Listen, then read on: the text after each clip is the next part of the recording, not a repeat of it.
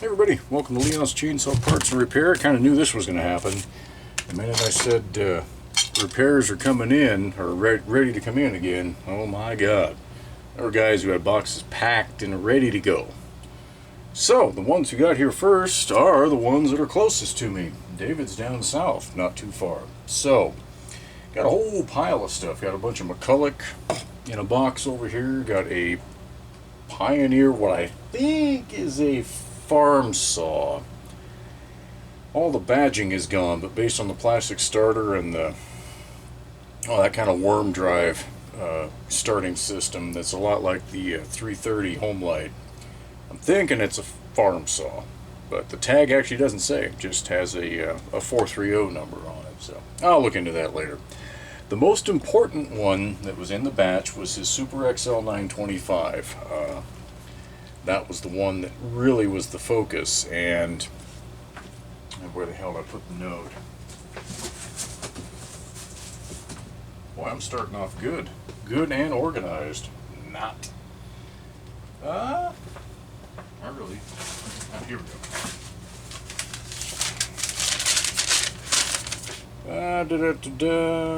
The Super XM 925 is the one I would like back in running condition. It ran great, and then it did not. Would not start.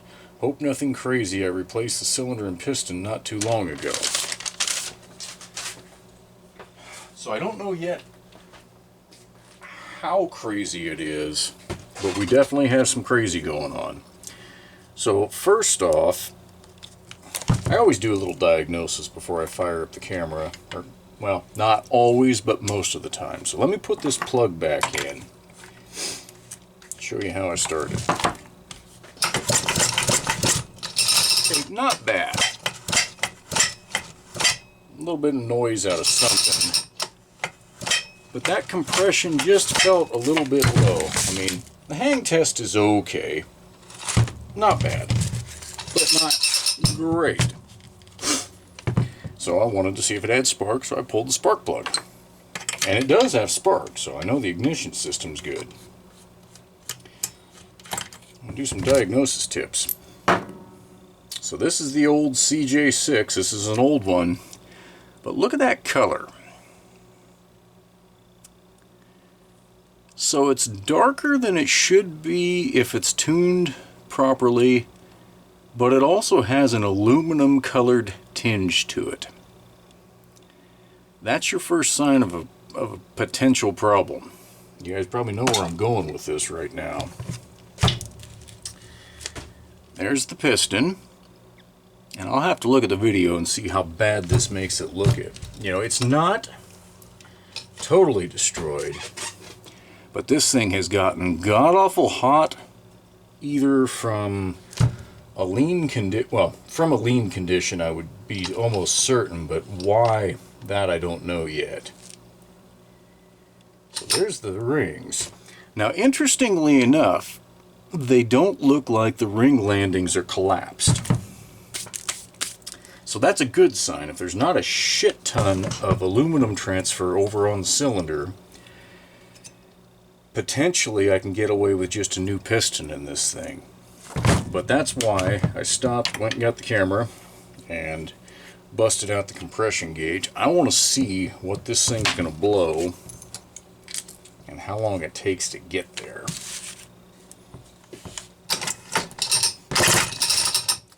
Alright, I got to 50 on the first pull. That's not bad. 70. 72. Oh, well, that took it up to 85. Got it to 90. 95. 100. 99. Yeah. See, we've topped out. Yeah, I got to 102, so that's why it wouldn't run.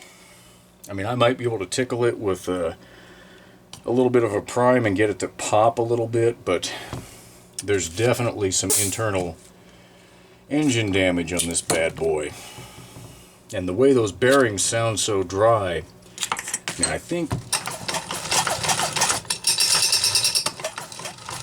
That could be the rewind spring that we're hearing. There's no... Let's see. Now there's some bearing movement there. It's not huge, but I can hear it. So, I don't know what all is going on. I know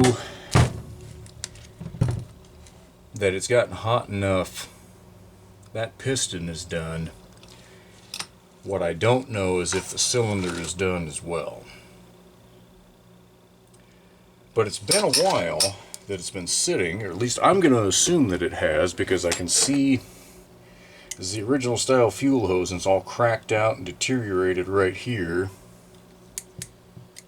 I see a crack here in that original style hose. So it's hard to say what was really... Yeah, I can hear a little bit of a rock back and forth there. Hard to say what was the absolute main cause here.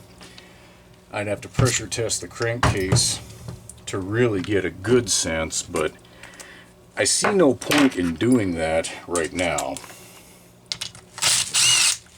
because it's already failed. And when it's failed to this point, it's going to get, if this gets repaired, it's going to have to be a very, oh man, I hate it when they do that. These starter housings, if they're not aligned just perfect, can get to where a thick wall socket won't fit in here. Ah, there we go. I want to see how loose it is on the flywheel side. Normally that's where there's going to be bearing wear, if there's going to be any at all.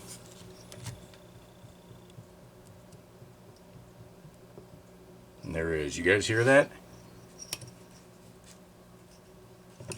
See if I get it. There we go. I'd say it lost the bearing on this side. So that probably means that crankshaft seal was garbage. And I would suspect leaking, and that's probably, it was probably running good and lean just for grins. Let's see where the carb is at. Okay, so the high is about what I would expect, barely open. There's one.